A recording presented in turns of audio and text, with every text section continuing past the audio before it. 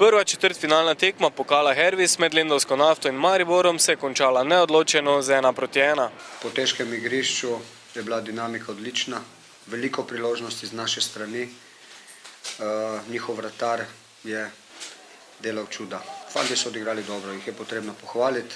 Škoda, jasno, da nismo uspeli to odlično igro, teh priložnosti tudi izkoristiti. Vedeli smo točno, kako je treba igrati proti Mariboru, ampak kljub temu, da veš, videlo se, da je njihova zvezdne linije smo imeli največ težav.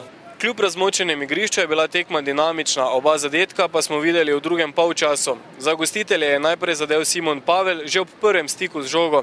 Dalibor Volaš pa je za vijoličaste izenačil v 66. minuti. Mislim, da smo mi danes igrali izjemno, napadalno, ustvarjalno, vendar imeli smo svoje priložnosti, vendar njihov golman je res danes opravil veliko delo in on jih je držal, da je rezultat 1:1.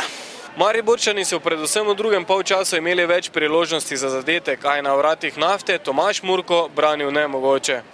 Dobro, sigurno, da sem obranil nekaj, na koncu koncev je Maribor tudi dosegel ta zadetek. Po priložnosti bi sigurno Maribor zmagal to tekmo, ampak na koncu koncev, če tega zadetka ne bi dobili, bi šli z prednostjo 1:0 v Mariboru in bi sigurno nekoliko lažje zaigrali tam. Trilogija tekem Nafta Maribor se sedaj nadaljuje v soboto, povratna tekma pokala pa bo čez teden dni v Ljudskem vrtu.